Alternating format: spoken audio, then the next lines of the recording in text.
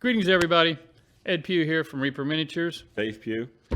And last Thursday, the SioCast company announced a new material they refer to as SioRes Hard. And we've been getting quite a lot of questions about it. So we figured we'd go ahead and update everybody, sort of figure out what they're going on, and answer these questions. So I've been looking at YouTube to how to become a YouTube star. So let me start out. How's that working out for you? Well, so far so good. This is my first venture. Oh, okay, good. What makes SioRes Hard different, Ed? What we're finding out, we were using the material, started using it a couple of months back. It does obviously make it a more rigid material. It's stronger, I guess, is how it feels. Most people would probably not on the surface notice the difference between the two, but there is a difference, and it's just wears better. Actually, I think when you look at a lot of the castings, it gives you a little bit better, sort of a harder detail edge, things like that.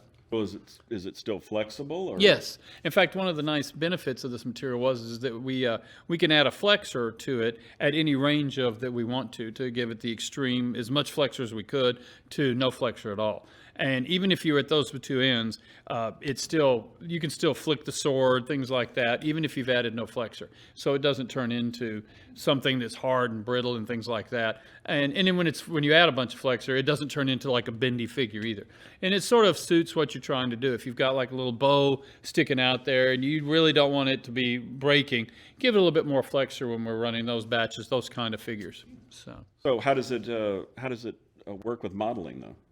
Modeling, it works very well, just like the original material. It files real well. I think it produces a little bit, I call them burn burrs. You know, when you start filing any kind of plastic real hard or real fast, it wants to make those little hairs or bundles or something. I'm seeing less of that with this material. So, you know, it's things like that. The shift, if you have that, it's really hard to get shift, but seam lines, things like that, that seems to cut a little bit better from that end of it. So, okay. Yeah. So why did we adopt this new material? That's the only thing they'd give us. No, Okay. In the bigger picture, I guess that's a question really more for the bigger picture, is we went down this road with our process and this material to be able to move as much production back to the USA as is practical. Tin is currently breaking records again on the exchange. Tell me about it. So metals is hard. We've never done resin in-house. So, I mean, we haven't done that in years, so I don't want to get back to that. And that leaves us our production with a lot of the stuff out of China, or even our hip stuff we do directly, you know, domestically. But this allows us to dig straight to the core figures, start producing them in a plastic. It works. So that's a lot of why we went down this road. Well, speaking of hips, how does this compare to hips and resin? Very well. Actually, I like it better, and it has a lot of advantages over either of those, but they in turn also have their advantages. To me, it's always the biggest thing I've always looked for is the surface, and we did a video the last time we did that, in where we showed pictures of that surface comparison, and that's really the biggest thing. Hips is going to be flexible. It'll always have a great surface.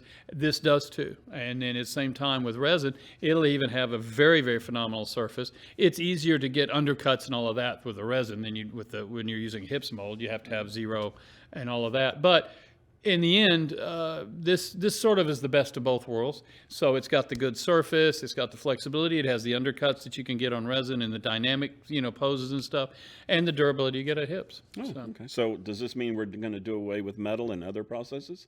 No. We will always have metal. There's certain things where metal works good. There's just stop. Get the Kickstarter helmet needs to go. We did that all morning.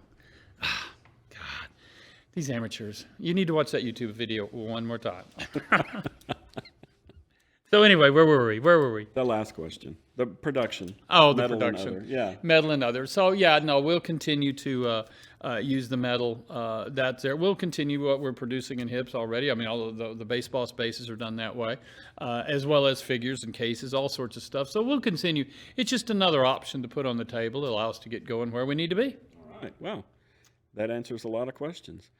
Hey, Justin, has my agent called?